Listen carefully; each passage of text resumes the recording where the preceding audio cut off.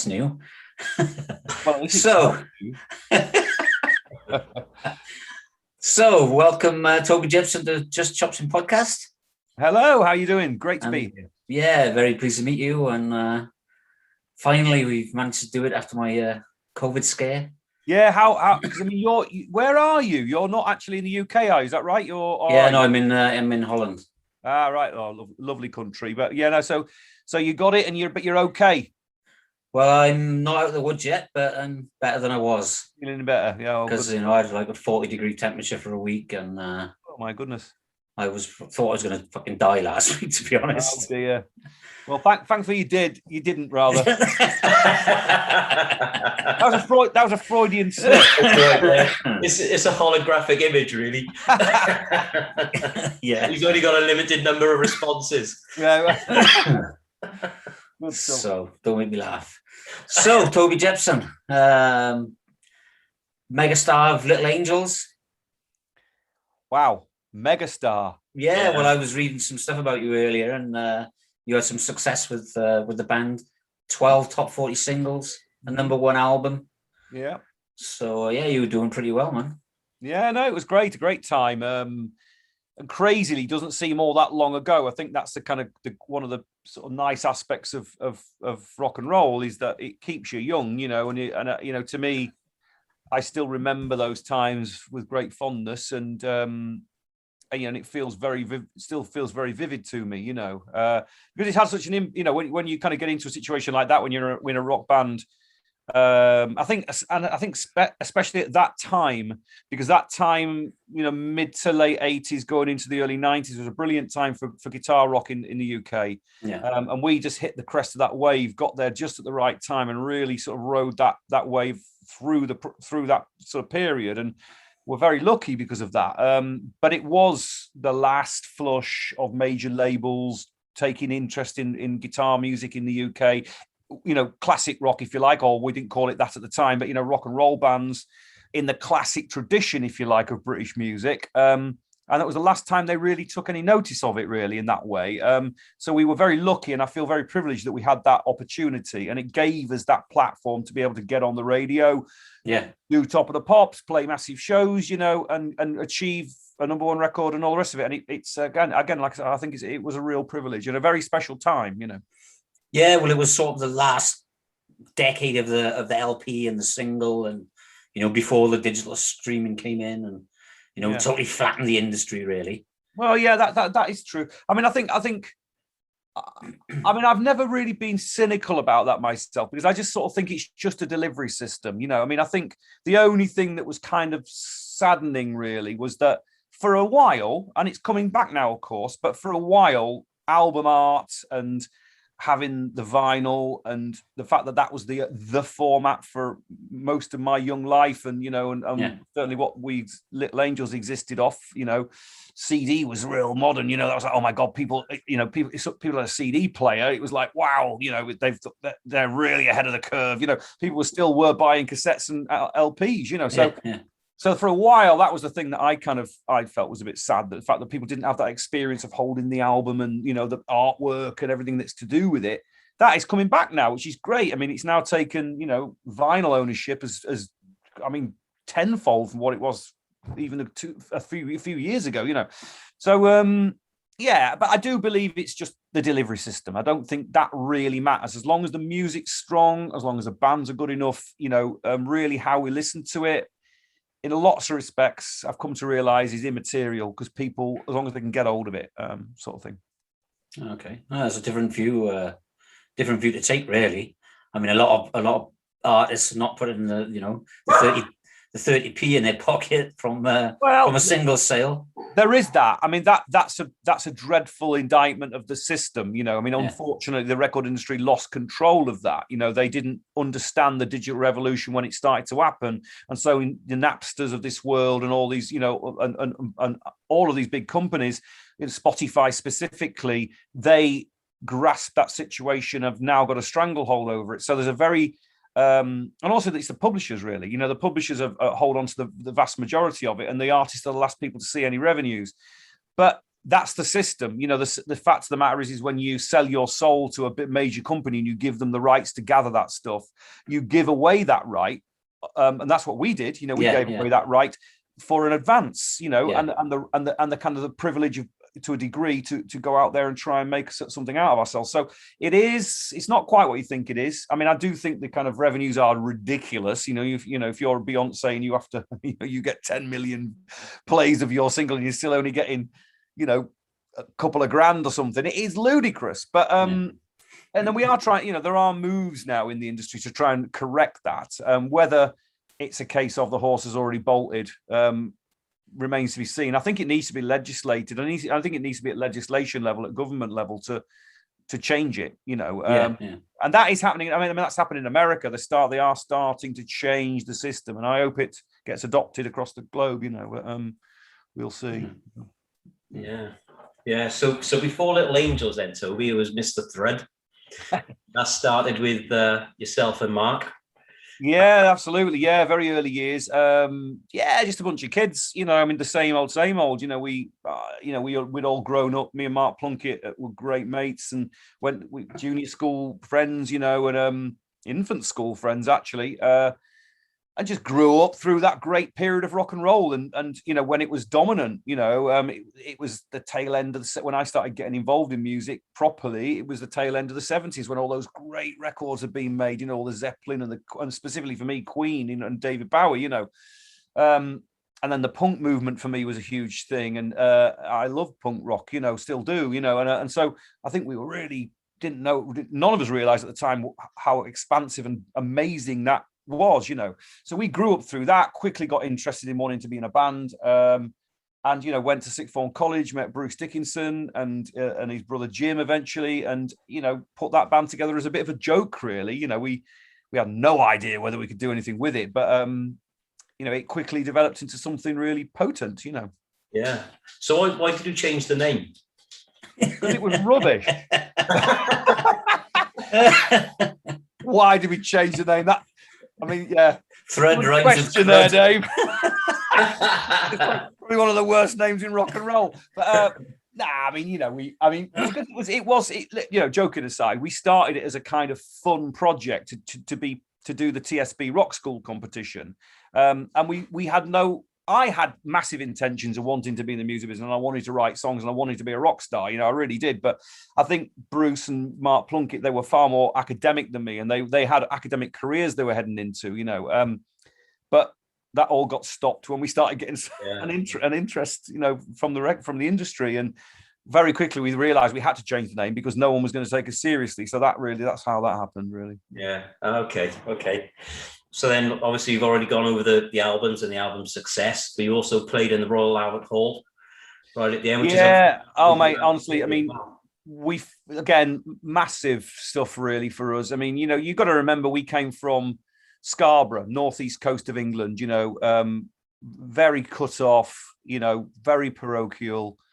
And I think our strength laid in the fact that we realized we had to not escape it, but we used the energy of coming from a small town like that to find our way out. And a lot of it was kind of this sort of, how can I describe it? This unmitigated sort of total and utter belief and confidence that we were the greatest band in the world, even though we were utter rubbish at the time, but we just had this total belief, that comes from being in a parochial town, actually, because you kind of exist as a big fish in a small pond, and you get a little bit of a following, and you think, oh yeah, we're invincible, man, and that gave us that kind of crazy optimism, and I think that was our massive strength, is we just never took no for an answer. It was like, we don't care, we're going to go and do it, and it was all that sort of stuff, and it was great because it kind of gave us a bit of a firewall. We didn't care if people said we were shit. We thought to ourselves, actually, we're brilliant and they're wrong. Yeah. It was a bit like that,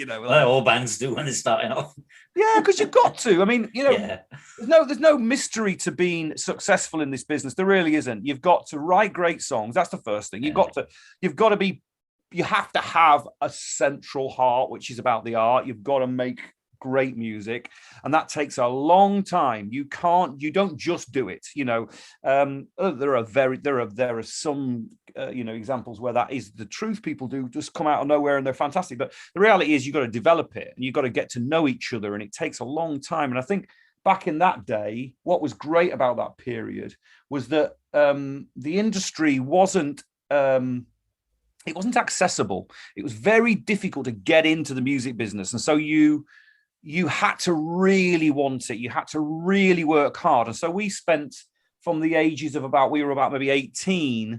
I mean, we signed our record deal when I was 21. And so we'd spent 3 years on the road playing every doghouse and shithouse we could get our hands on, and with no response really at all, and we learned, what to do. We didn't ever give up. We were that band on the M1 driving down from a gig in Leeds where we played in front of one person to a gig in Coventry to play in front of 3 people and be really happy about it. We did that and never moaned and never complained, and we learned on the job. And by the time we kind of got our record deal, I specifically myself, because I became really the central writer, I discovered that I could write songs. And the other guys embraced that, but I couldn't write guitar riffs, and so Bruce was the riff writer, I was the songwriter. You know what I mean? So we understood who we were, and we knew that it was the sum of the parts that were going to make us good enough. And that's that's what it is. You it's like any job. You've got to get good at it. You learn it. Yeah, do your apprenticeship out on the road. Absolutely right. Sleeping on a 4x12 in the freezing cold in Cardiff, which is what we did endlessly, frankly. Yeah. And it's always freezing cold in Cardiff. I'll tell you a story. I mean, it's great this, because one of the areas that embraced us immediately was South Wales, the valleys. We got this. A friend of ours put us onto this. Well, we had an agent in Leeds who was like a low-level agent, but he rang me one day and said, "Look, there's a guy down in the valleys of South Wales who runs 4 venues, and he wants to put you guys on as an opening act for some of his bands. He really likes what you're doing, and I've sent him a tape and all the sorts of. Brilliant, So we go down, we play, and it was like we used to call it the Holy Triptych, because it really was Bogies in Cardiff, Tonopandi Naval Club, and then either my Steg 47s Club or the Lanharan Rugby Club, and they were all within easy reach of each other. And this guy, I forget what the guy's name was, but I think he was the promoter at Bogies at the time. I forget his name. It might have been called Howard. It doesn't matter. But anyway, they used to put us on a Friday, Saturday, and a Sunday. So we used to drive down and do those 3 shows in a sort of. We used to think we were on tour. It was amazing, But we were completely embraced by that area, and never forgotten that. And I've massive memories of playing South Wales, and it was one of the first areas outside of Yorkshire that really got the band, Yeah, well, obviously on the live album, the live jam was recorded in the Newport Centre that I was at in '93. That's right. Yeah, I mean, Yeah, and we always had a great reception there, and it was always a great. I know that collectively, next to Hammersmith, Cardiff St David's Hall is one of the venues that we always used to talk about as our favourite place to play. Which I don't know whether they put shows on there anymore, but it was a very prevalent, very important rock and roll venue, if you were a certain level back in the day, So a lot of great memories, Yeah, brilliant stuff.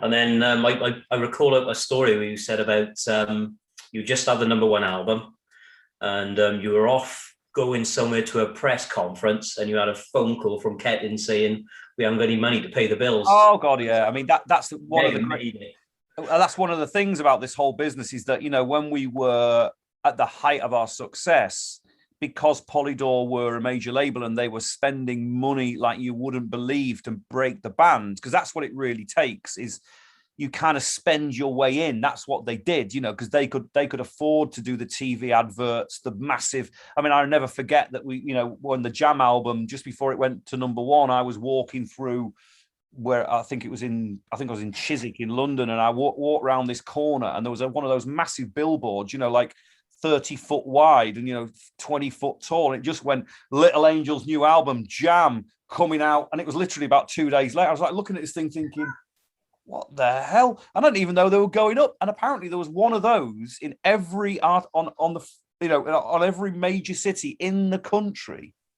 Can you imagine what each of those had cost Yeah. back, and it was probably thousands of pounds per poster. So that was the power of a major label. They could do that. I mean, you had to be good enough to sort of to back it up, but the reality was that's what they were spending. And so our little side of it was that we were running it as a kind of partnership, as a group, and paying ourselves a small wage. So we were all scrimping and scraping. There wasn't any Rolls Royces and private jets for Little Angels. It was hard work and trying to make the rent. It really was. So it's a bit of a myth, that that everyone's wealthy and owns a yacht. Yeah, it is a bit of a myth. Very unfortunate myth. Well, it's one of them. I often chuckle to myself. My mum always used to tell this brilliant story that she had this carpet fitter friend of hers came round to fit a carpet at their house, and this guy was saying, and we just had a big hit, one of our big hits that was all over the radio, and because we were local heroes, and she lived, and this guy was being a bit off with her, and she said, and he turned to her once and said, I could have done what your son did, like making this big protestation. I mean, I bet where is he now? On his yacht in the south of France. And she said she got sick to death of saying, no, look, he hasn't got any money. And on that particular occasion, because she was so annoyed, she went, yes, he is actually. Because it's like, you can't explain that to people. They think, oh, you're in the charts, you're on top of the pops, you've got a #1 record, must be loaded. Of course, it's just simply doesn't work like that. Yeah. Unfortunately, yeah. And then the unfortunate thing came in '94 then when you guys split up. So I was absolutely mortified at that point. So was I, Dave. Yeah, I know. Have you sort of worked it out as to what was the driver behind it after all these years? Man, it was a combination of, it was a perfect storm of bollocks, really. There was a kind of lack of confidence in the business in general, because things were changing so dynamically within the record industry at the time. Record sales were beginning to dip even then, and there was a kind of sense of that music was changing massively. Of course, the classic cliche about that era was, of course, Nirvana happened and everything changed, man. Well, that isn't actually the truth. I mean, we sold out the Royal Albert Hall, 7,500 people who were all rock fans who were not going anywhere. They wanted to support the Little Angels. So that's an absolute non-truth, but we were made to believe that the industry no longer was interested in a band like Little Angels. That was part of it. The other part of it was that there was some kind of, in my opinion, bad management decisions, as that's a classic, isn't it? And manipulation of us as people, and a kind of, I think, a naivety, really, with regard to us as young men trying to figure out how we navigated the next bit of our career.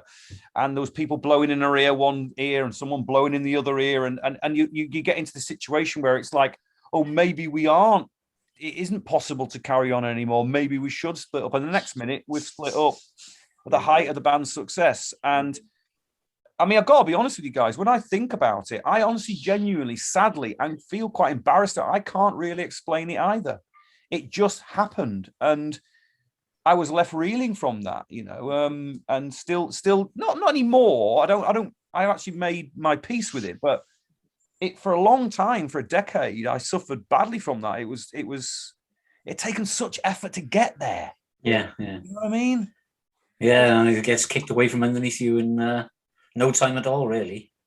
Absolutely, and no explanation. Yeah, you could to use the explanation that, oh, man, the Seattle sounds come in, and that's it. No one wants guitar solos anymore. Have you listened to a Pearl Jam record? Yeah. Have you listened to the way that Soundgarden made their albums? There's guitar solos all over those bloody things. It was a load of rubbish. It was just what it was it was wittering. It was just, we'll say anything to sort of, because basically there was people in our system that no longer wanted the band to be what they were. It was machinated, really. The whole thing was machinated, and and we split up as a result of that. And that's a tough bit, really, because we had years left in us. Years. Yeah, definitely. Yeah. Well, you proved that when you came back in 2012. So you did download. two big tours, and I was at most of those venues, to be honest, and they were absolutely rammed and sold out.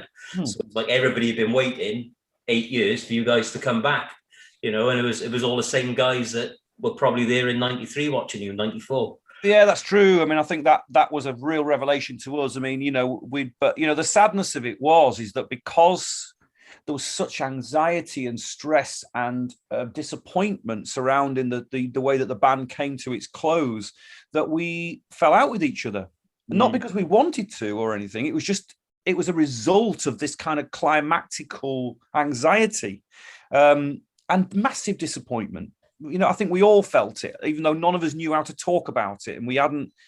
In my honest opinion, we hadn't been managed correctly, because we weren't managed as people. We were managed as an entity, and so no one ever taught us how to deal with each other.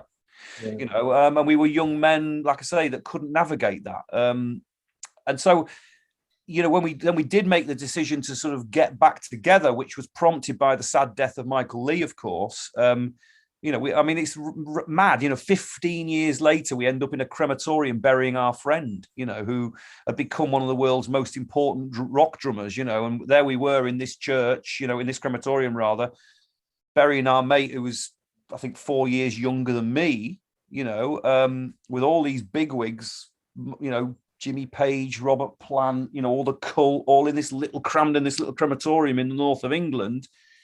And as we're walking into the creme, Michael had expressly said, in his will, apparently, that he wanted "Don't Pray for Me" playing at his funeral, no matter whenever that was, sort of thing. And that's what they did. And I just looked at the rest of the guys and thought, what the fuck have we been doing for the last 15 years? You know what I mean? Like, we haven't been talking to each other, with our friends.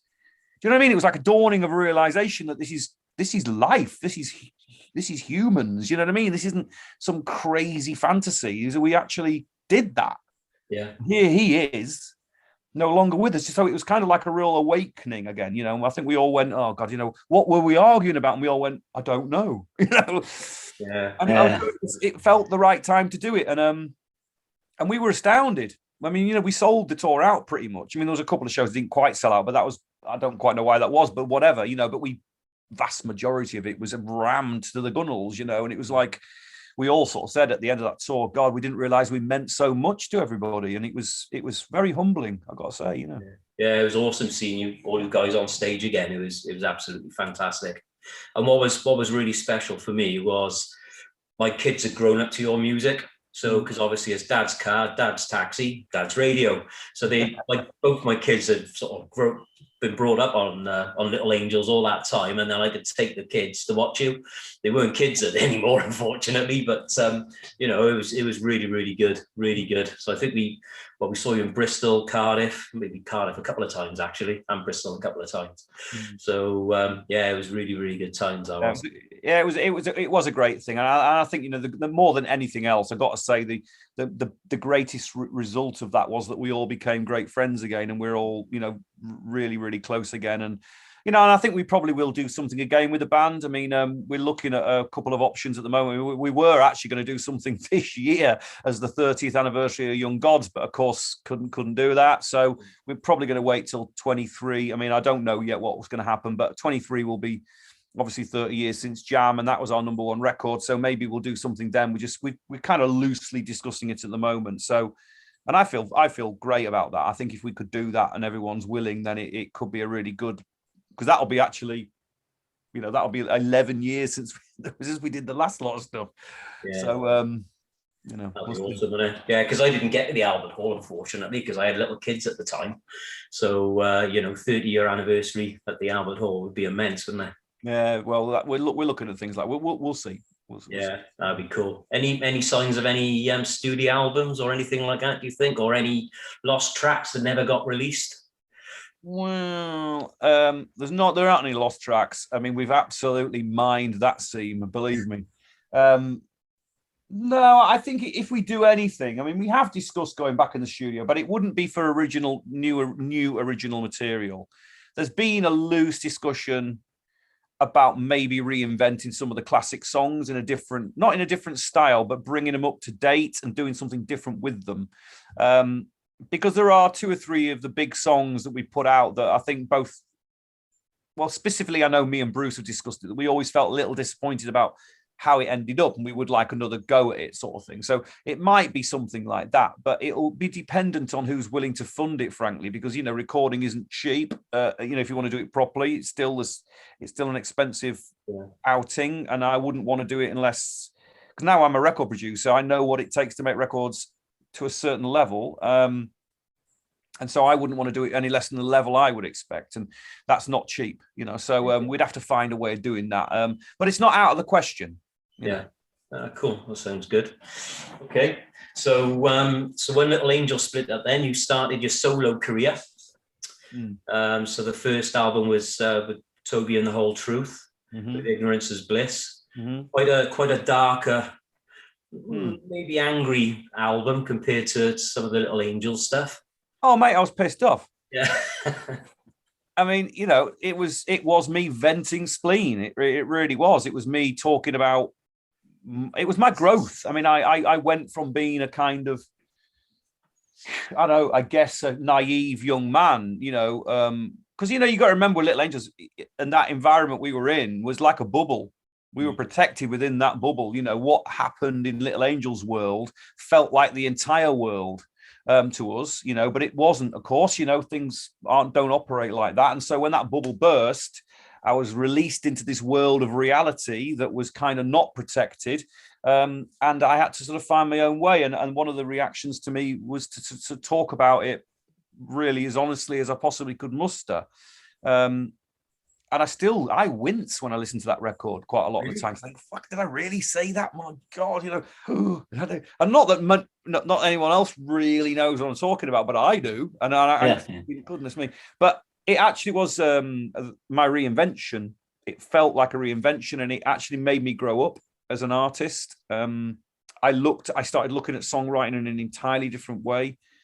I approached it totally differently. It was the first time I'd ever got my hands on a mixing desk on my own. And I cobbled it together myself. And so it was a massive learning curve, but probably the best learning curve I ever went through, because it changed my approach entirely, you know. Yeah, because there's some killer tracks on there that I Won't Be With You, and Some People. There's some really, really good tracks on there. Yeah, I'm very proud of that record. And, you know, that's why I re-released it this last year. I put it out again just as a kind of like low-level release, just because there was quite a bit of demand for it, you know. And I'm hoping that we are going to produce some more of those and just keep putting it out every now and again, just to keep it floating along. I mean, you know, it's one of those kind of, in a way, it was a missed opportunity. I wish it had kind of had a major label. I think if it had a major label, it could have been a very successful record. So it's kind of sits in that world of what if you know what I mean. But in a way, it's kind of cool because it's kind of got a really good reputation, that album has. It's one of those records that a lot of aficionados seek to listen to and want a copy of, you know. So I think there's a kind of cred about that, and I've never been cred in my life. So I'm holding on to that. Yeah. But did you struggle promoting it because I read somewhere that you caught pneumonia or something? Yeah, it was really difficult. The whole thing was difficult. I mean, I went from a major label with major management. We were co-managed by Bill Kerbishley, who famously managed The Who, and Robert Plant, and was a real instrumental character in the back end of the band's success. You know, he helped us get onto the Van Halen tour and the Bon Jovi stuff, and got us a new publishing deal. And because we were associated with Bill and he was such a big name, it helped massively in our propelling of the band's reputation, you know. So that all came to a close. I lost my management. I lost my agent. I was floundering around trying to deal with it all on my own, and I had never dealt with that on my own in that way at all. I had to put the band together, all the rehearsals. The last thing that my agent did was book me the tour that then I got very poorly on, and I was a heavy smoker at the time. So I picked up a flu bug and then ended up with pneumonia, you know, literally on my flipping deathbed pretty much. And it was a huge wake up call. Just sort of found myself, you know, sort of, what am I doing? You know, I'm killing myself to be in a band here. This is ridiculous, you know. So it was a case of like, I just downed tools. I stopped. I just thought, no, I can't carry on with this. And I've had, by that point, I would have been, I suppose I'd have been sort of getting on I was in my late 20s, 27, something like that, 27, 28. And it was really important that I stopped. I realized, I look back and I remember thinking, God, I haven't stopped since I was about 18 years old. It's just been relentless, just belief, crack on, do it, get on. What else you got to do? You've got to, you got to get it. You got it. So like this, 10 years solid period of just going for it. And it takes its toll, especially when you haven't got that support system, so yeah, I got out. Yeah. What was it like going on stage for the first time without the rest of the Little Angels guys? How did that feel?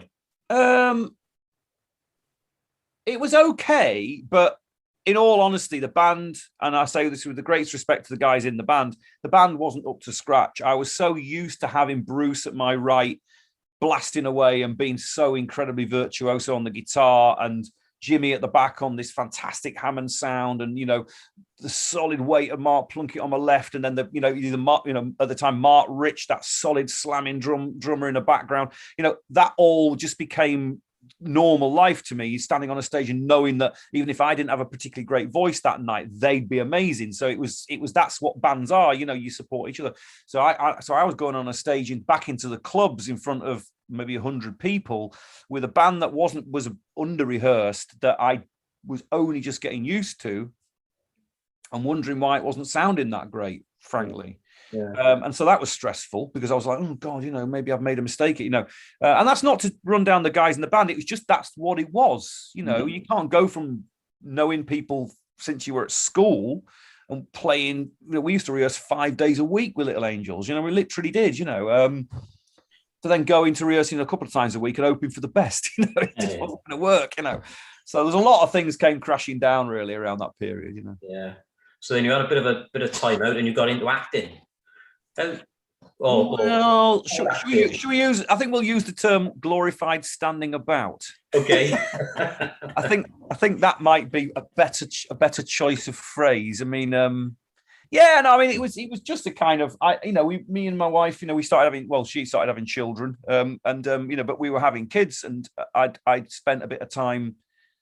I'd written some songs and I'd done some stuff, but nothing was really happening, and I just happened across a situation where I was working at a friend's house. I was doing some work for a friend, and saw this advert for Ridley. It said Ridley Scott, who's one of I've always been a massive film fan, and actually wanted to get into the film business before I wanted to be in a rock band, actually, but ended up seeing this advert saying Ridley Scott new movie shooting in the Bourne Wood, which was down in Surrey. And I had an open casting literally the next day. I was about to head home, and I just happened to be leafing through this newspaper, There it was. I was like, oh my God, it's Ridley Scott. I've got to go. So I rang my wife and said, look, I'm going to go for this audition. I hope you don't mind. She went, no, of course, crack on, So, and I got the part. It wasn't a part. It was like an extra role, really. But it was in Gladiator. So I spent 6 weeks pretty much working on Gladiator, and got very, loved it. Thought this is fantastic. This feels like the music business, but without the responsibility. And I can eat donuts. It's brilliant, So I sort of got into that, and I ended up sort of spending, 2 or 3 years working on some pretty big projects. The last thing I did was the Band of Brothers, and by that point, I'd gone through the ranks, and I was what they call a stand-in. So I was standing in for Damian Lewis and Michael Fassbender and a lot of other sort of quite big stars at the time, or up and coming people that are now big stars in the Band of Brothers, which was a big TV series, and that was my I came very close to carrying on that. I think I could have ended up in the film business properly then. I would have been a first.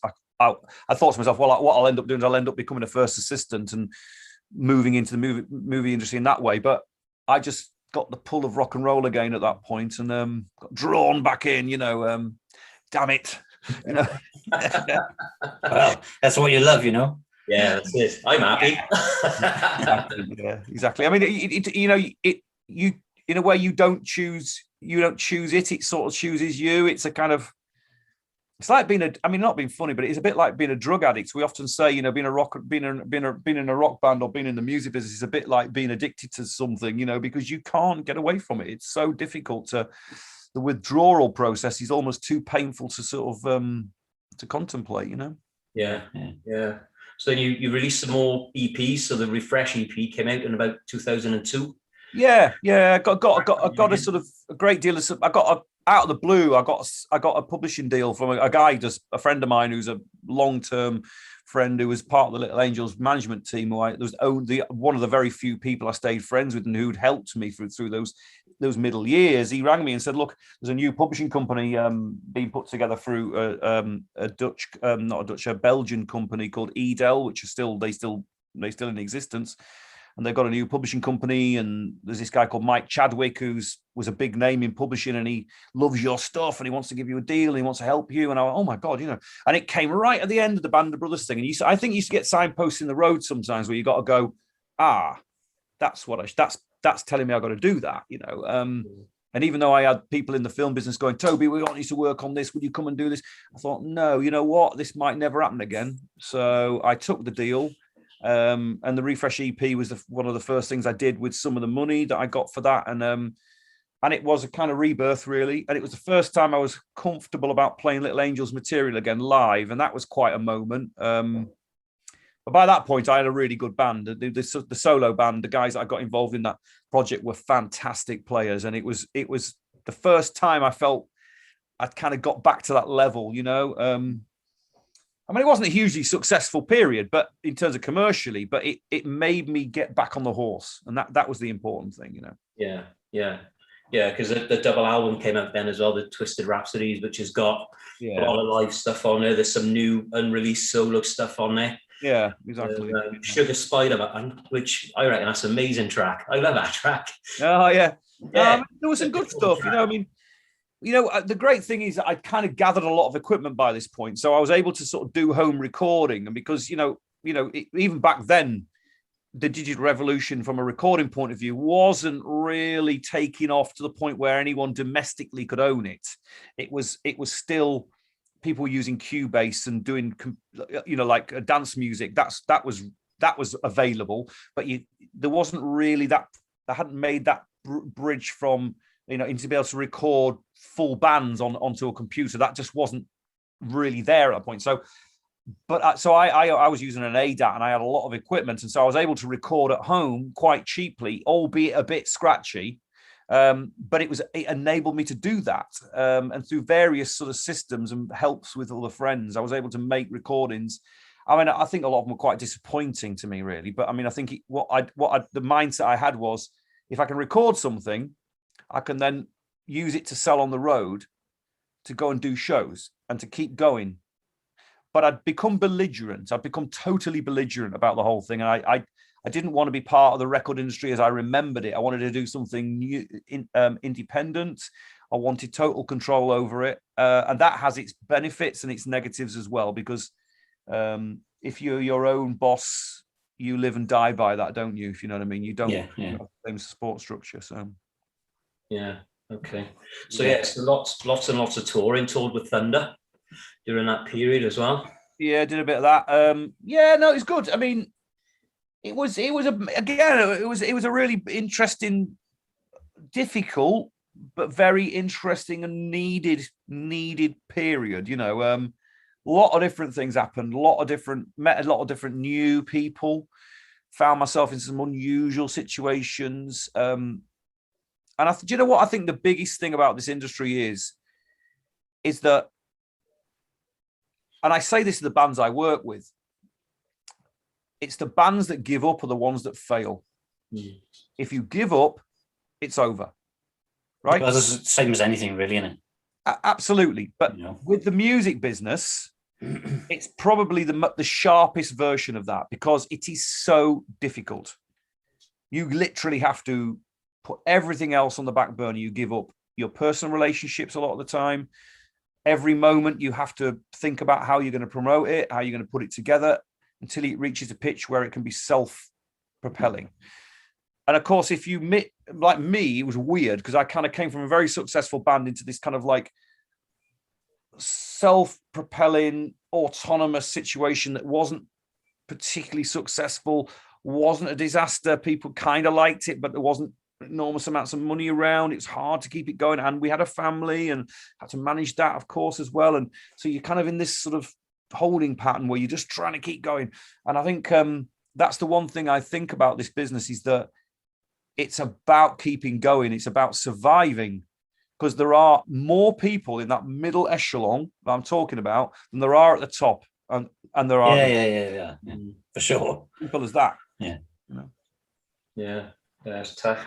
And then you met up with Fastway in around about 2007, 2008. Yeah, just 2007, beginning of 2007. Yeah, that was just a moment of real.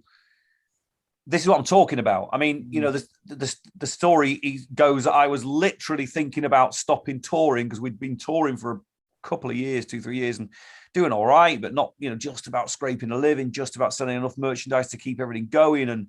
But I was reluctant about getting involved in, like I say, a lot of the people I've been involved with before. I mean, a couple of my friends like Andy Coppin and people like that who were big names, they were always supporting me and always helped me out. But it was only that they're limited to a degree, because weirdly, someone like Andy is so successful that there's little he can do at the bottom rungs. You know what I mean? He can operate at the top end, but not so much at the bottom stuff. He can be a spokesperson for you, but he can't physically help, if you know what I mean. Yeah.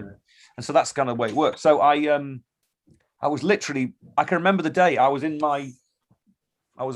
between doing the touring, and I was running a building firm, you know, just to make ends meet.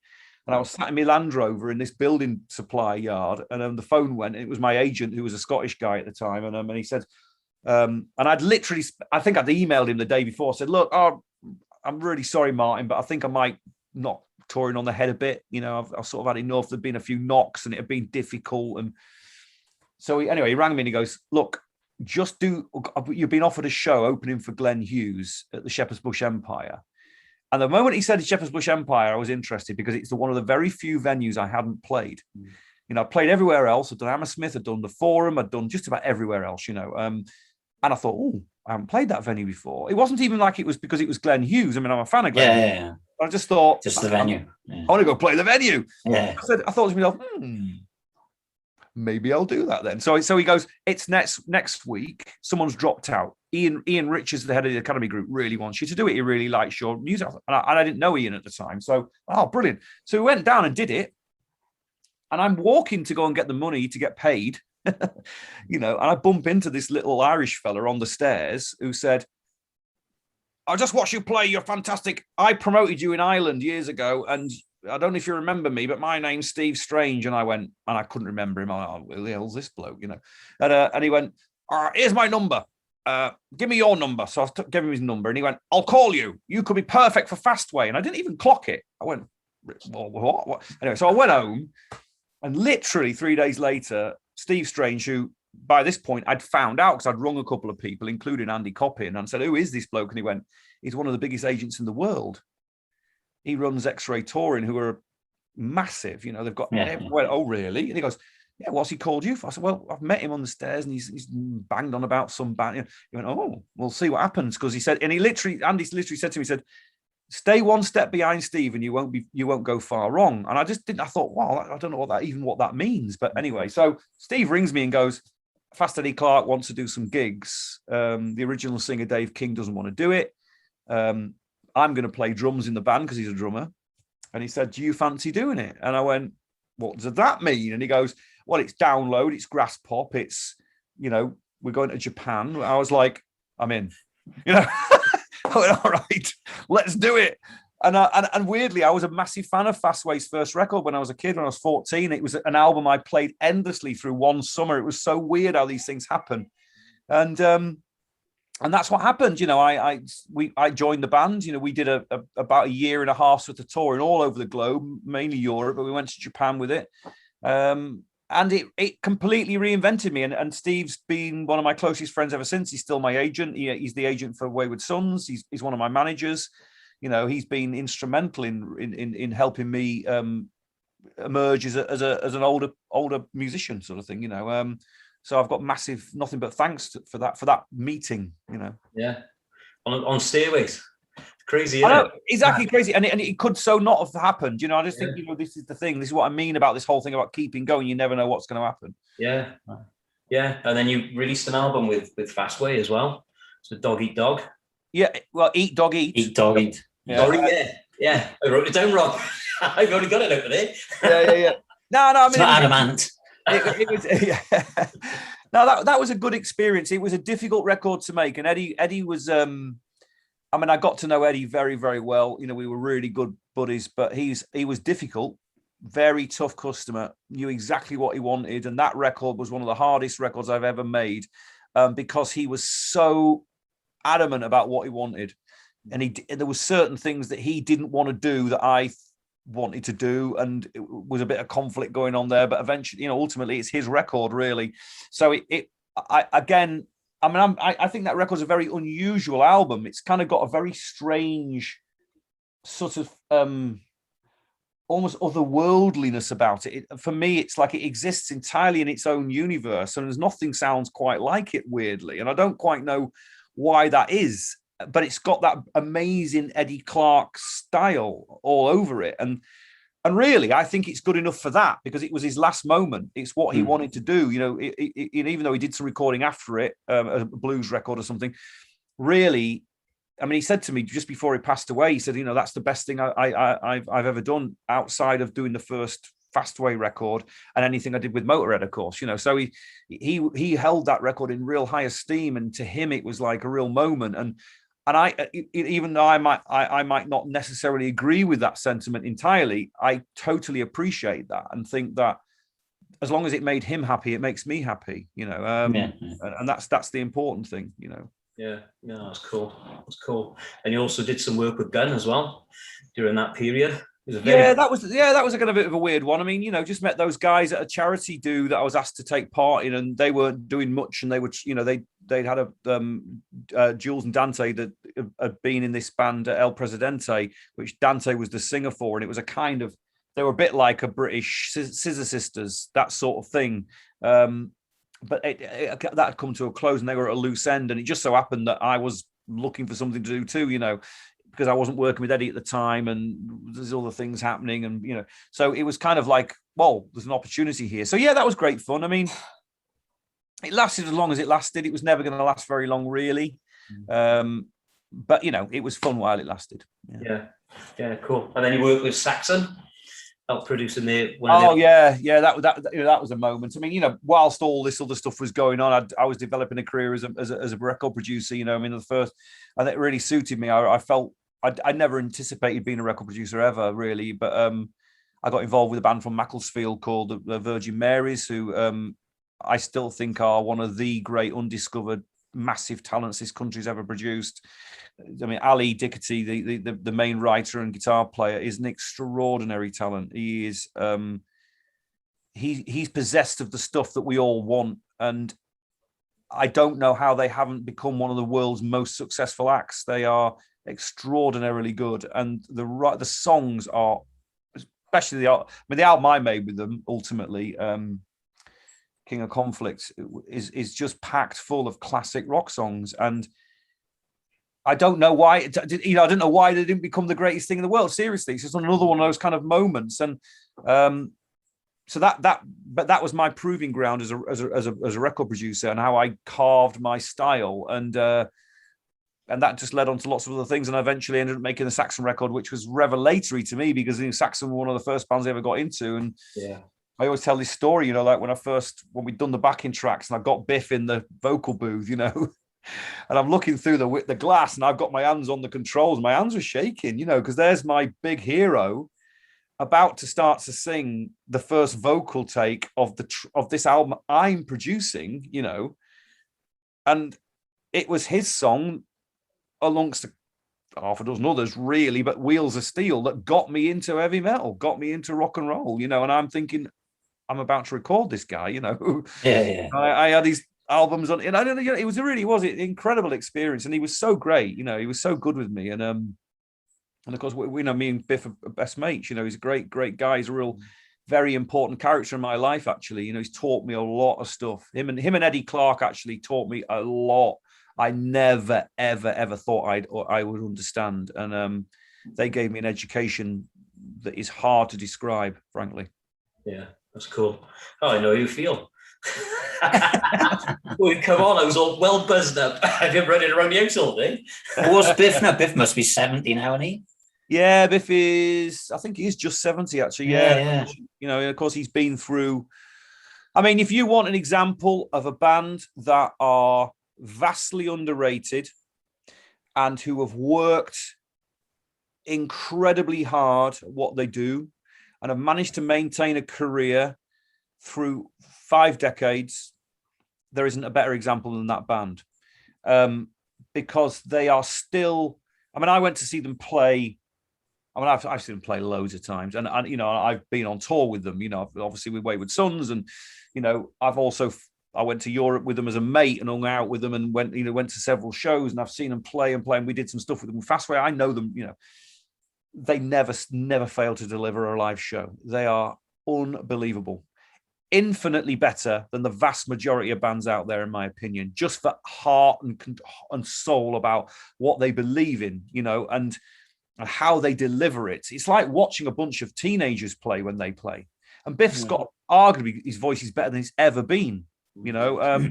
It's an extraordinary thing. And I don't know, again, why they weren't as big as Maiden. I mean, I think they had songs equally as good as someone like Iron Maiden, frankly, in my opinion. But it just for whatever reason, you know, it's one of those those mysteries. I don't quite know why, but consistent. I mean, I think they're on their 26th album or something now. I mean, it's absolutely nuts, you know. But a brilliant band, you know. Yeah. I saw them live at Steelhouse a couple of years ago, and they headlined, might have been Saturday or Sunday night, and they were absolutely phenomenal. They were, yeah, really, really good. And like you said, they were jumping around like teenagers. I don't know what age. Oh, well, you know, like I said, Biffy's 70 odd. You know, he had a quadruple bypass a couple of years ago. He had a real scare, and he had, you know, essentially had a heart attack, and had to have a triple, you know, I think a triple bypass or whatever it was. I think it might have been all 4 valves actually, and you know, and he's had all sorts of shit. You know, he's an older guy. You know, what do you expect, sort of thing. You know, it's just what happens to people, isn't it? And as you get older, but there's no putting that man down. None. No.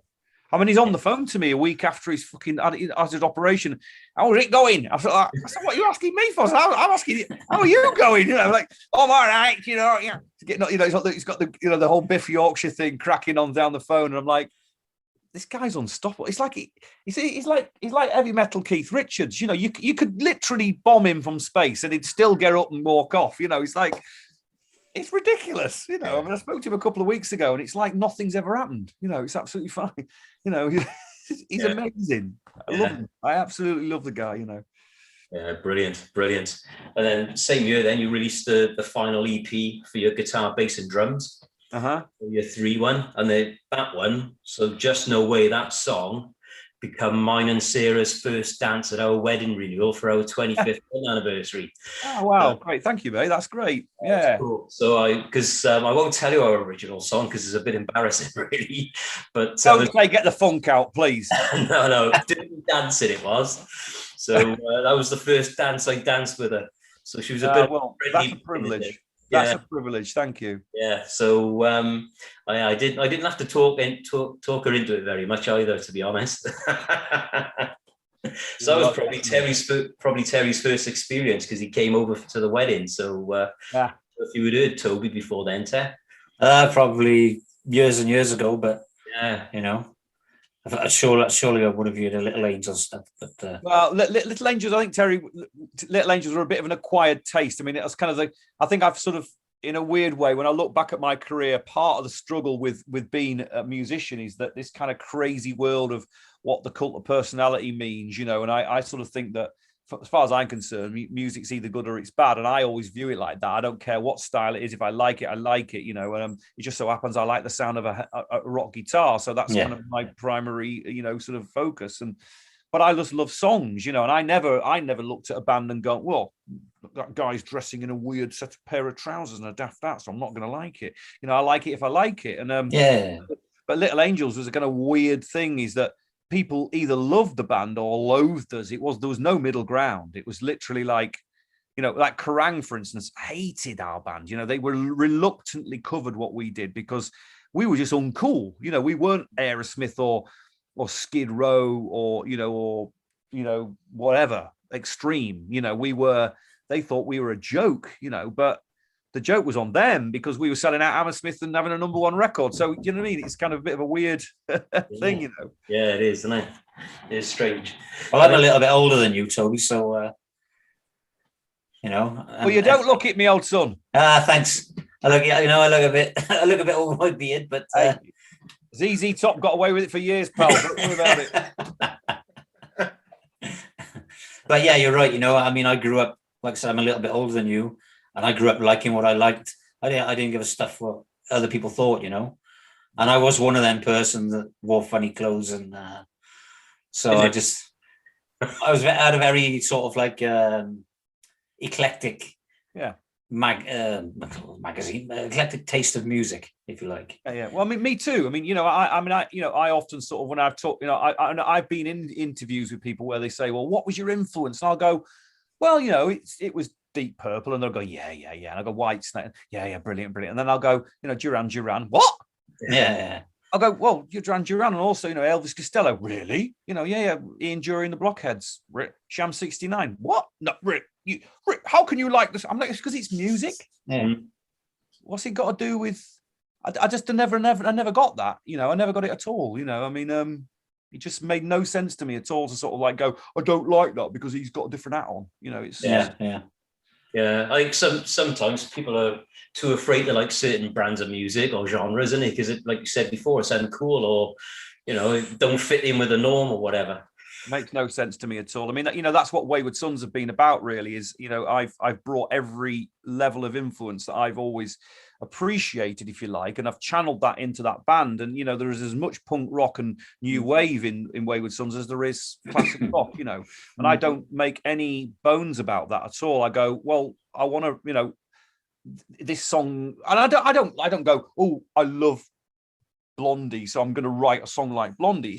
It's just the way it comes out. And so, but I know where those influences are coming from because I've got a melting pot of ideas. And so, you know, that's the process for me. It's not, oh, I recognize that bit's a bit like so and so. It just emerges like that because that's the way that music works. You know, it's like Brian May talking about early Queen, that they felt they were all they were really doing was aping Led Zeppelin. But of course, they didn't sound like Led Zeppelin. You know, they just were their favorite band. So it's kind of, it's bound to come through, and I'm just glad that I had that breadth of interest because, you know, I think when people hear this new record, for instance, that we're going to put out this year, it's a massive step forward from what we did on the second record, and that second record was a completely different record from the first album, and I'm really glad it is because I don't want to be the same every time. I want to challenge myself and do things differently, you know. Yeah, definitely. Yeah, before we get on to Wayward Sons, you had a spell in Dio's Disciples as well. Yeah, I mean that was just a real privilege. I mean, I sat around talking to sort of Steve Strange endlessly at various parties, and he knew my love of Ronnie's music, and you know, he was involved with Wendy Dio, and you know, I've got a long-term appreciation of Ronnie's music for a number of reasons, and an extremely kind of random, strange connection to that man for a number of reasons, which is far too long to go into. But the point is I ended up getting offered that project, you know, which was to sort of celebrate Ronnie's life after he passed away and to support the Stand Up and Shout Cancer Trust. And, you know, I went around the world singing those amazing songs that I grew up with as a kid, you know, and what's not to love, and I'm playing with his band, you know, so massively important period actually, and I made a lot of great friends, and again feel very almost like a completing of a circle for me, really, that was, you know. I mean, there's one of my greatest memories I'll take to my grave was standing on Download stage after we came out of Russia. We'd played a show in St. Petersburg and flown into Manchester, and we hadn't slept, and we kind of got to Download, and we were playing a slot, I think sort of fourth on the bill or something.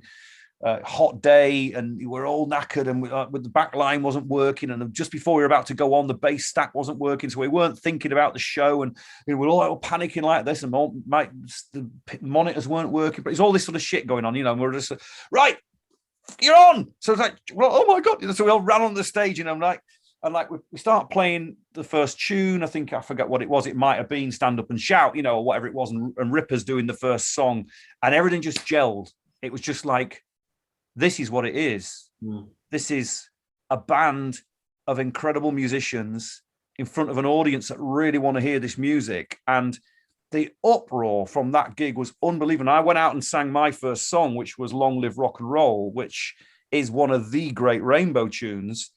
And the whole place sang it. It was just goosebumps. It was unbelievable. And I remember seeing Steve Strange, my manager, in the pit, in the bit in front of the stage, whilst I was singing "Long Live," and the whole audience was singing it. He was crying. It's like, because that's how much that music meant to us all. 50,000 people punch in the air singing that song, and I'll never forget that. And there's me singing that. You know what I mean? It was just like, what the hell? Yeah. Just extraordinary. Yeah. Like, what's not to love? Yeah, it's amazing, isn't it? That really is amazing. And then you continue with your producing. So you met up with Mr. Toseland. Yeah, I did that. Yeah, that was good. I mean, James is a bit of an unusual project, but I was really happy to do it because he was in need of help, and he's a very dedicated guy. Out of all the people I've worked with over the years, I would say that James Toseland is one of the most committed people that I've ever worked with. And I know not everyone liked him, not everyone liked his music. Why would they? But it was a really fantastic couple of years working with him, because I always knew it was going to be thoroughly professional and we were going to work really hard on the project. And I'm proud of those 2 records we made. And actually, funny enough, he's thinking about making another one. Actually, we've just been discussing possibly doing another one. So yeah, that was a great period. Yeah, that was good. Yeah, really, really good music. And I remember catching up with you at one of the gigs, and I could see you were dying to tell me about the project coming on with Wayward Sons, and you were like, because I was saying, when you're going to gig again, and what's happening about some of your solo stuff. If you've got any new stuff coming out, and just watch your space. And it came out then for Wayward Sons. So how did you pull that band together? Because obviously I knew you had some connections with Nick through Crow Molly, where you would work with Crow Molly before, and obviously with Dave through those and some of your solo stuff. How did you pull that band together? Well, I mean, long story short, really, it was I'd made a decision not to do anything as an artist. And the moment I made that decision, the phone started ringing. It was just one of those typical things, And because I'd kind of weirdly made that decision, I just refused to do anything unless it was completely on my own terms. Because originally, when Frontiers talked to me, they wanted me to do they wanted me to go under the mantle of Little Angels, which I obviously completely refused, because the rest of the guys wouldn't want to do that, and I wouldn't do that to them, And then they wanted me to work with a bunch of American guys, and one of which was James Lomenzo, who was in Megadeth, and I've become very good friends with James, still am. We were talking about doing something with a group of other guys, Brian Tishy and him, and there was a couple of other guitar players mentioned, but that just was becoming a real difficult thing to put together, because they were over there, I was over here, it just wasn't going to work.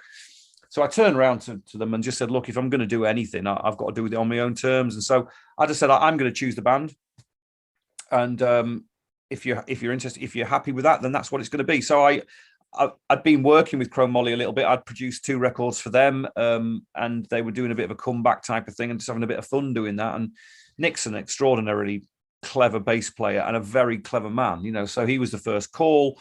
I'd met Sam when I'd produced his band, Trees and Kings, who were a young band from Leeds, and I just spotted him as being an amazing guitar player. Dave was a shoe-in, because Dave's my buddy, and Phil Martini was really someone I'd seen play for Joe Elliott, in the Down and Outs. And I'd spotted him live at the High Voltage Festival and gone, oh, he's a really great player, really like his style. And so actually, within about 24 hours, the band was together. I mean, I met Phil in London for a bit of a meeting, but really, the first time the whole band came together was at the first rehearsal.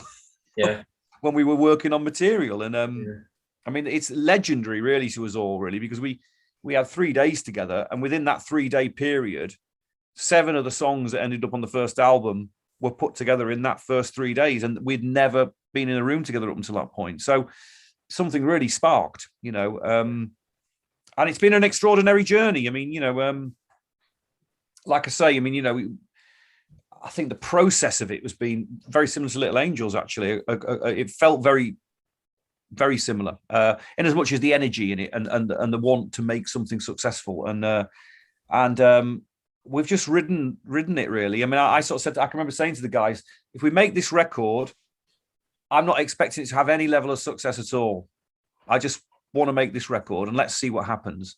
But it just so happened, the first song out of the box, until the end just hit the radio running, and it just did things I didn't expect it to do. And it was like a feeling I hadn't felt for 20 years really in all reality. And it has been extraordinary. I mean, this last year has been very difficult, obviously, for all of us, but I'm very proud of what we managed to achieve. And I think this new record hopefully will continue that, Yeah, brilliant. So When?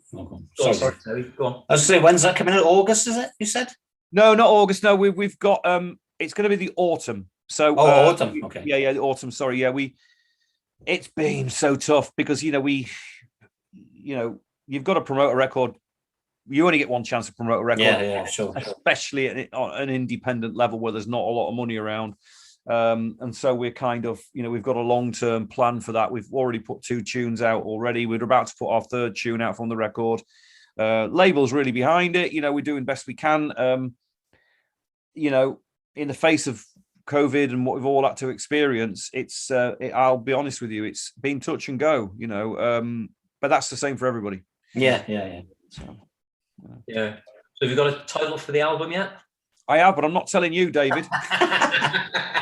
Whisper it to me, Toby. Whisper it to me. I mean, it's not going to be that much of a surprise, but I mean, we are going to, we're releasing the album art in the next couple of weeks, and the title and the album running order, and along with this new song, and I'm very proud of it. I mean, I'm very proud of what we've managed to achieve, given the fact I'm an old fart now, with bad knees and failing eyesight. So it's it's one of those where I'm just glad I'm still here making music. I'm not.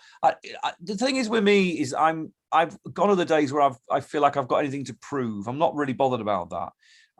I look at my situation in this business. The very fact anyone even gives a toss is good enough for me.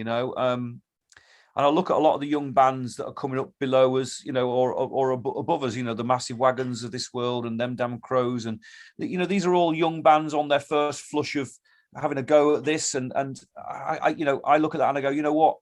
Crack on, boys. You know what I mean? Do what you can. It's great that it's just great that they're willing to do it, But for me, I've had a career, I've had a big, successful, in my view, done everything I could possibly want to have ever done, and all of this that I'm doing now with Wayward Sons is a massive bonus. It's great to stand on the stage and play a guitar, and people give a shit. Frankly, it really is, and I massively appreciate that. No, that's good. That's nice to hear. That's good. So, so the 2 tunes that you've released so far from the new album. So obviously, Big Day, came out a few months ago. Yeah. And Up the Score. Cracking, both of them really, really good tunes. I like them both. Cheers, thank you. Yeah, no, we're very proud of it. Very proud of it. Yeah. Yeah, they're very good. And especially Big Day. I watched it again today, and the video did make me chuckle a bit with old Deadwood running around taking out all his Yeah, well, we kind of got stuck in a cleft stick with all that, really, because as we were starting to make the 3rd album, we couldn't get together to make videos, and so I just sort of. I discovered this young animator, Ewan Friel, he's called. He's a fantastic young kid. He's only 22 years old. And I managed to get hold of him. Just found him online, and sort of actually weird. I mean, you can't believe it, can you? I mean, this is typical. It's the same sort of thing, really. It's like how things are supposed to happen. I found 3 animators through this animation sort of portal where people show their work, and I found this guy in San Francisco and another bloke in South Africa, I think it was. And this guy said in England, and I didn't say where he lived. And his stuff was by far the most interesting. And I thought, he's really cool. I like the style. And so I emailed him. He lives 15 minutes down the road from me. Never. He lives in Frome. And I was like, how is that even possible? I was about to use the guy in San Francisco, how does that work? So immediately there's a kind of connection, and he was really excited about it. And, he's really hardworking kid. And we just came up with this concept of why don't we get Deadwood's eye view of all these videos that we've shot so far, where he exists, what his point of view is, and how his his evolution as a character through the story of the albums, how that evolved and where that's gone, and we've continued that into the new record. So that was the only way we could kind of do it, and we've had to cobble together other bits of film that we can use. I mean, the last one was all animated, of course, but this next couple of videos we're putting out, we've shot some footage, some cutaway footage. But it's had to be at a distance. You know, we haven't been able to do it like we would ordinarily do it, you know. So but I think it kind of works.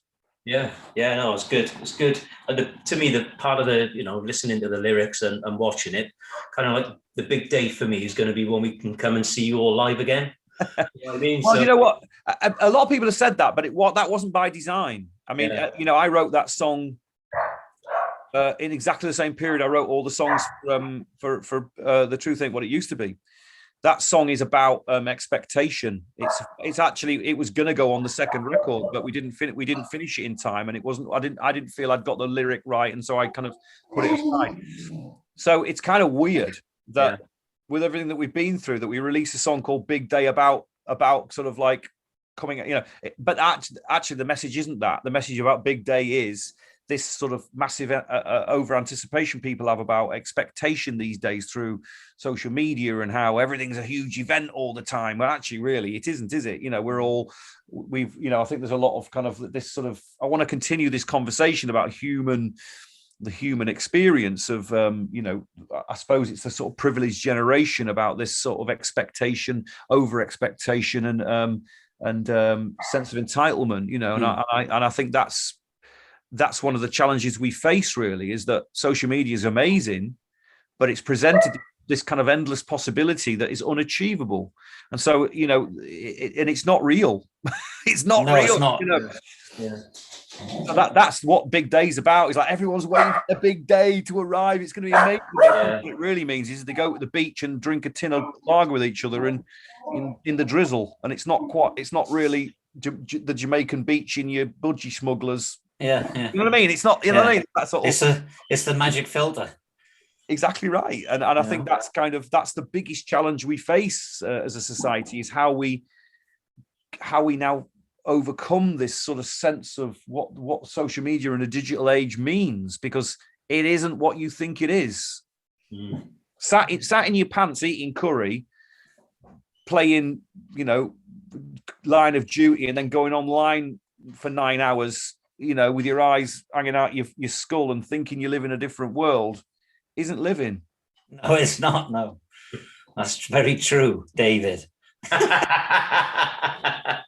Yeah, but in fairness, I haven't really played a lot of games lately because I've been practicing on a guitar. And that's where my focus has been. Although that's real. A bit of dabbling as well. Do you know what I mean? But I'll never be able to give up the games, unfortunately.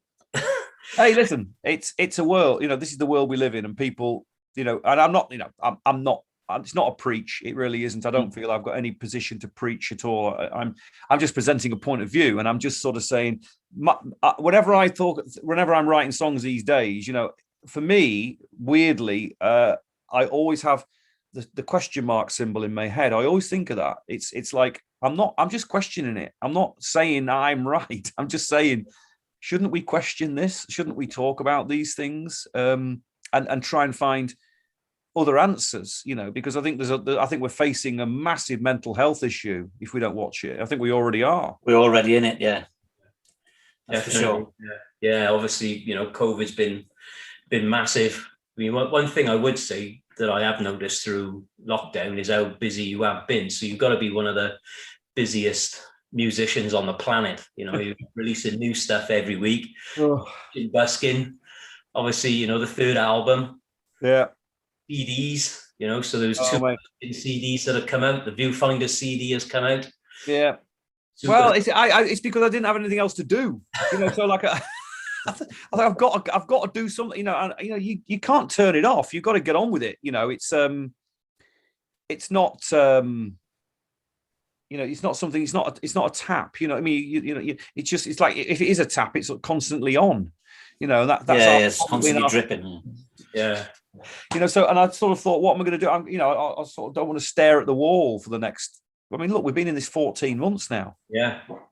You know, so I think if I'd look back over 14 months of gaining 4 stone, having watched every film I've got in my library and all of everything on Netflix ever made, and thought that was a sum result of my last 14 months. I think I've been pissed off with myself, so so that was my plan. And I've got loads of things going on, and I'm really pleased I have, because it's given me a whole new lease of life, actually. I mean, not to sound like I'm contradicting myself, but I've moved online, but I've tried to use it in a positive way, which is free playing to anyone who wanted to watch it.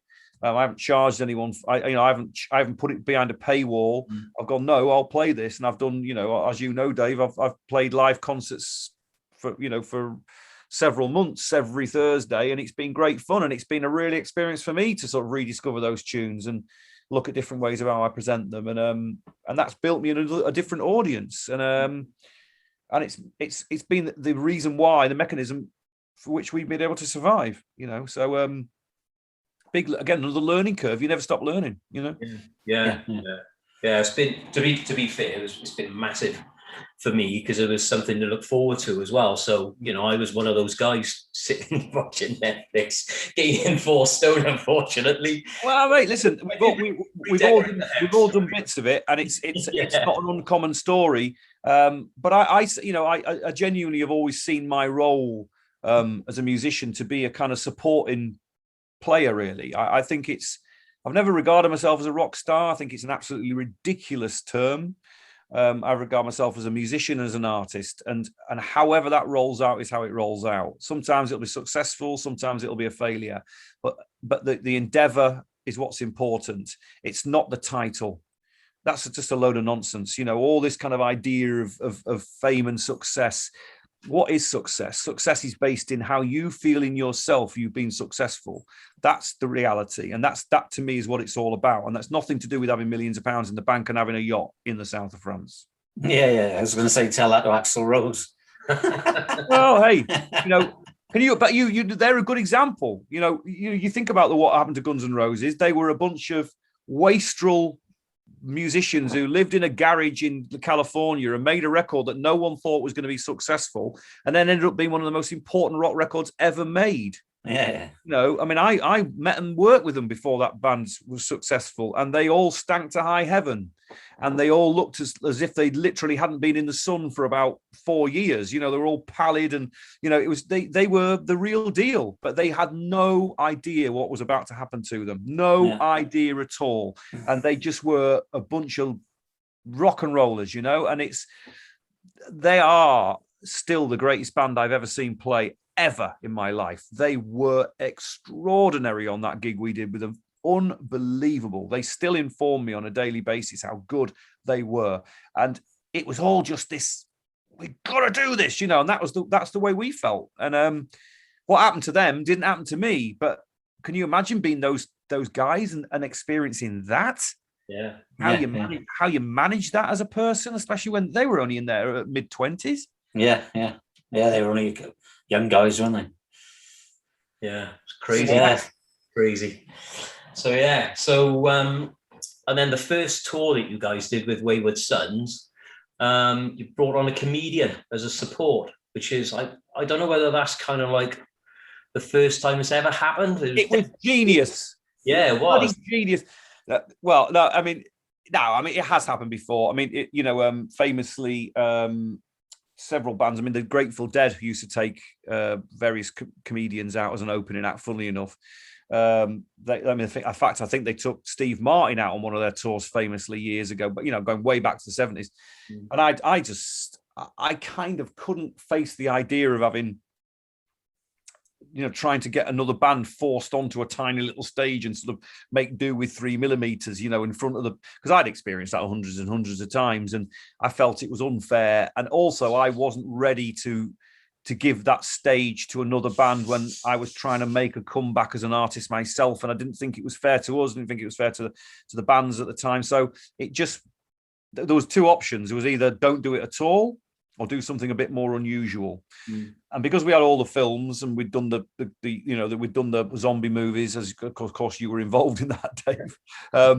Because we'd done that and that had been received quite well, I thought, well, we'll play the movie and we'll have I'll find a comedian. Yeah. So I just looked online and found Pete, and Pete was, I mean, he's more of a great compere than a great comedian, to be fair. I think he's got a great style about him and he's a good, fun guy. And he was brilliant. He went down fantastically well and it really worked as an evening, and I'm really glad we did it. And he's gone on to great success since that, and I'm really pleased we chose to do that. Yeah. We had Pete on a few weeks ago, and he did say, what a special time it was for him, because obviously, like myself, he was a massive Little Angels fan anyway, which he said you probably didn't realize at the time, when you contacted him. And then he did say, the result of him moving on and a lot of his shows and the stuff that he's doing, obviously, he's on radio now and comparing at different festivals. He said that he believes that wouldn't have happened if he hadn't had that opportunity. He said that's delightful to hear, because that's brilliant. He's another really hardworking guy. He puts lots and lots of effort into it. I mean, he was incredibly helpful. And really good fun to be around, and he kept the mood of the whole tour up. It was great. And a lot of people decried the idea. I mean, the amount of messages I got. I got one brilliant message from one guy going, "When that bloke's on stage, I'll be at the bar," like that. I thought, well, that's perfect for a comedian. I know, and not only that, so I thought, well, it's really weird because the bar's in the venue. Yeah, so you're going to hear him anyways. What are you talking about? Crap? Yeah. It was one of them. So it's kind of like I don't quite know why people were reacting like that. You should be giving a young band a shot. I'm like, well, yeah, of course, and I'll be doing that at some other point. But right now, it's not a prerequisite. It's not like the law. There's no one's going to come. Rock and roll police aren't going to come knocking on my door and going, right, prison. Yeah. You're lucky you didn't have Bernard Manning on, because he owned the fucking bar. Exactly right. So I don't know. But there you go. Yeah, I don't like things with me. I don't like to do things just because you got to do them. I'd much prefer to choose to do things because I want to do them. Yeah, I thought it worked out really, really well. Do you know what I mean? And I've met a good mate as well now as a result of it. So I've kept in touch with Pete as well, and he's a really, really good guy. He's a great. Somebody has to. Yeah, that's right. And I thought the videos, playing the videos before it was that was awesome. Yeah, and it worked great. We were very, very, very, very pleased with the way it turned out. It could have been a disaster, but I knew it wouldn't be. Yeah, it was awesome. It was really good. So, first album was Zombies. Second album were Clowns. What are we going to have on a third album, then? Well, it's not quite the same, is it? Because, like I say, because we've had this problem, but we just have to wait and see, David. Yeah, if you want me to dress up mine, I'm always available. Huh? Well, I mean,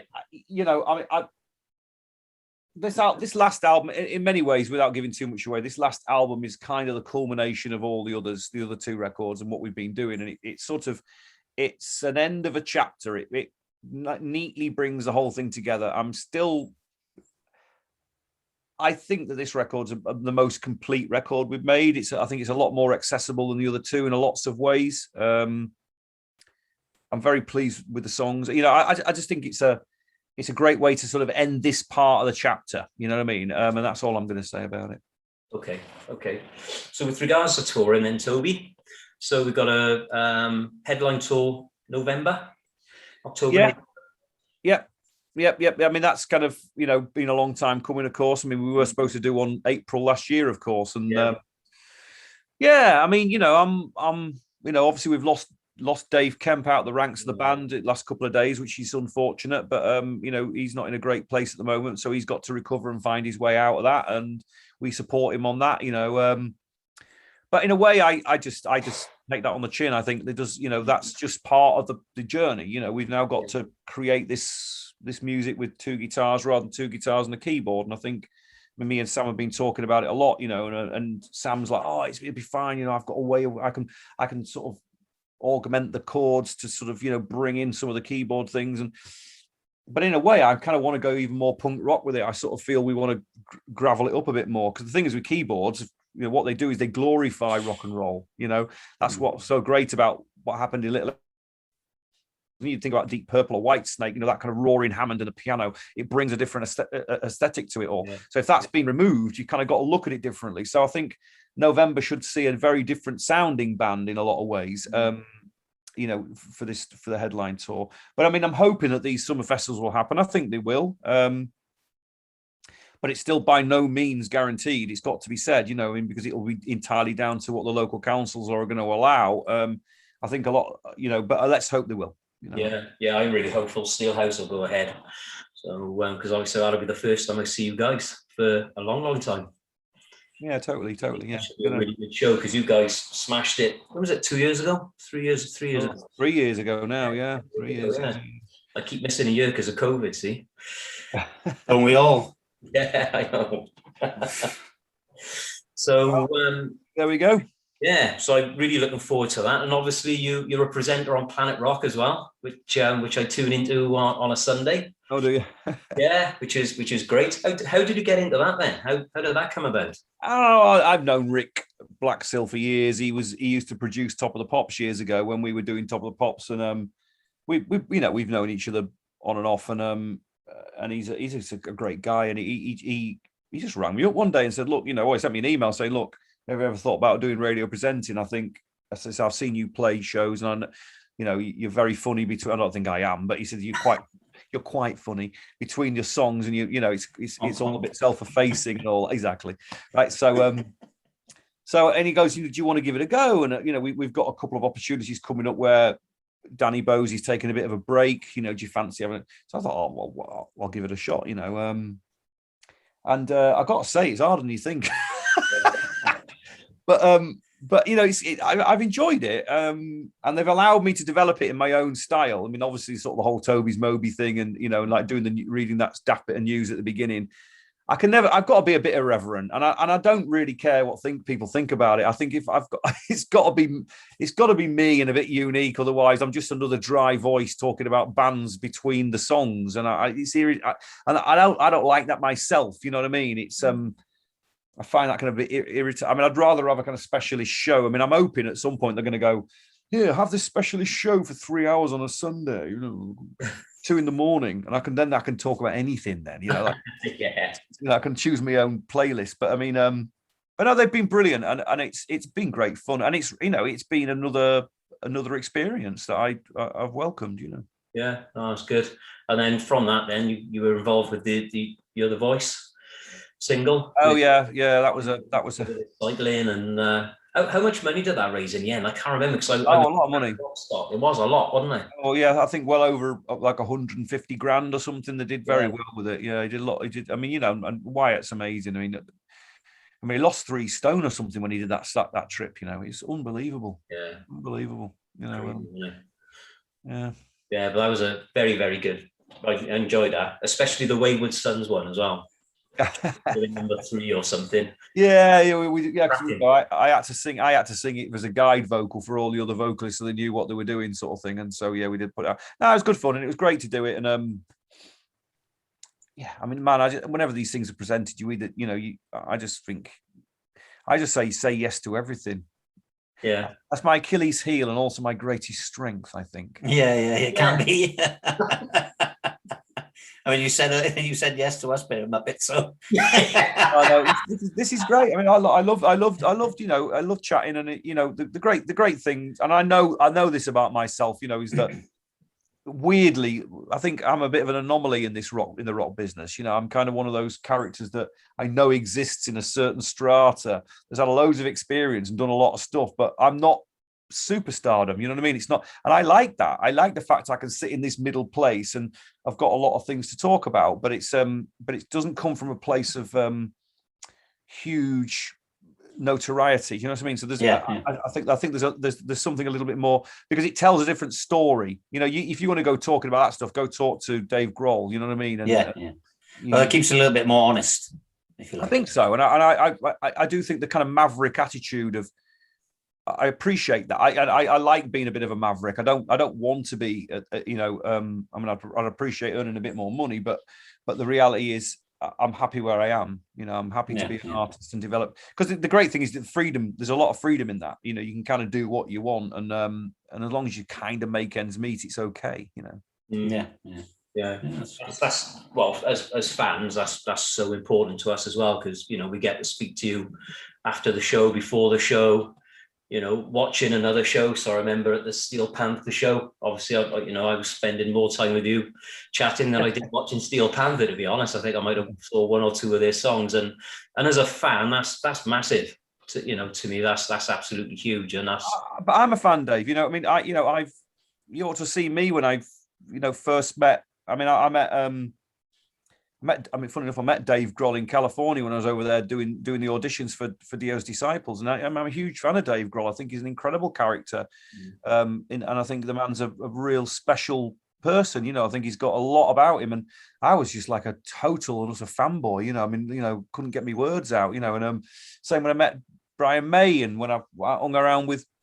Before I got to know Bryan Adams really well, I'm a fanboy because I just love the music and what they meant to me, So it's exactly the same. I still feel totally and utterly in awe of people who can create this incredible work that I don't know how they do it. You know what I mean? It's a mystery to me. I mean, even though I'm sure other people think that about me, but I think, my God, what must it be like being Brian May? And, how did he get those ideas? That's the mystery and the wonderment of it, isn't it? Yeah. No, that's it. Yeah. So what sort of ambitions would you say you've got left that you want to achieve in music or anything, Toby? Well, I mean, the ambition is still to be doing it, one way or another. I mean, I am developing a big another side of my life at the moment, which is filmmaking. I'm going into filmmaking, but a creative filmmaking, not documentaries or anything. Actual drama. So I've spent part of what I did in the lockdowns. I wrote a screenplay for a feature film, which I'm currently we're starting to produce. I've formed a small film company.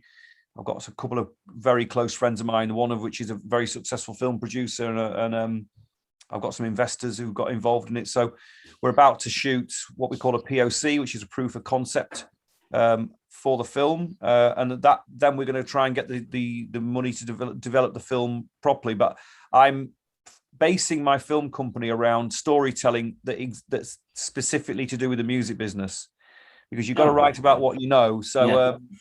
I'm that's going to be a big part of what I'm going to do. I'm going to end up being a writer, director, certainly a writer. Whether I can end up directing films, whether I'm actually going to be any good at that at all, I have no idea, but that's the plan. So that's my ambition really, is to evolve the film company into something where I can create feature films. Yeah. Oh, cool. Oh, that's good. I'll look forward to seeing that. Yeah, it could be interesting. A few more zombie roles for Dave. Yeah, I still got the clothes. I haven't thrown them out just in case. You never know. What was it? Taking you back to Little Angels days. What was it like working with the Spitting Image guys then on Soapbox? That must have been a good laugh. Yeah, it was. I mean, Spitting Image at the time was absolutely massive, wasn't it? There was a huge TV program and everyone loved it. Yeah, it was great. I mean, it wasn't to everyone's cup of tea, but it was actually weirdly one of the most successful videos we made, mainly because it was such a successful program that people were kind of keen to see it. And I know, it got absolutely slated in the world of Kerrang and Metal Hammer and all that. They're like, they thought it was fucking shit, But the reality is that by that point we'd crossed over into an entirely different audience, really, in lots of ways. And so, it was mainstream. We were getting played on kids' TV programs and morning television and doing that sort of thing. And so we'd gone beyond that realm in a way. And we'd embraced that, even though we felt we still were a rock band. Our biggest heroes were Queen, really. And we looked at Queen and went, well, if Queen can be everything, we want to be everything. You know what I mean? That was the sort of, that was the approach, is that, Queen went from being a blistering rock band to being a pop band, and no one blinked an eye, sort of thing. It was they were just a great band, and that's what we always wanted to be, and that's what I still want to be. I still don't. That's why when I cut my hair off, everyone going, "Oh my God, you cut your hair off!" Yeah, I don't care. What does that matter? It's like David wishes he had the hair to cut off. I wish I had it. Yeah. No, look, I got a fucking bird on my head. Where the hell did that come from? That's our podcast. That's our mascot. Fantastic. Well, thanks for having me, guys. This has been brilliant. I really appreciate it.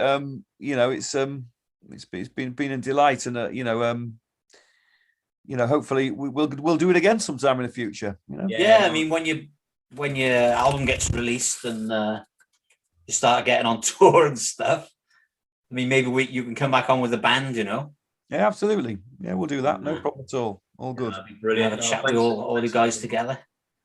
Yeah, it's been awesome, Toby, and wicked. No problem at all. No problem at all. And thanks for the opportunity. And I hope you like the record. Yeah, I'm sure I will. You say that to a fucking pirate now. I mean, don't make me laugh. Just one big thank you before you go, and that's for keeping us all sane during lockdown as well. Oh, not a problem, mate. I mean, a lot of people, honestly, a lot of people have been saying that, and it's nice to hear. But you know what? Doing it kept me sane. It was a two-way street. The very fact I had that to occupy myself, and I could examine it, and find different ways of trying to sort of talk about it, and doing the Royal Albert Hall version and doing each album and all that. Brilliant. I mean, because honestly, it was the first time I'd listened to the Little Angels albums back to back for probably about 15 years, because I was having to relearn the chords and remember the words and figure out all that stuff, and it's like, I completely rediscovered songs I'd totally forgotten about, so it's been really very cathartic actually for me. Yeah. It was good to hear the Wayward Sons stripped back as well. Yeah, no, I mean, that's the thing. Really I mean, cool. if you can play them acoustically and they still work, then you've got something. That's the way I look at it. Yeah, definitely. Brilliant.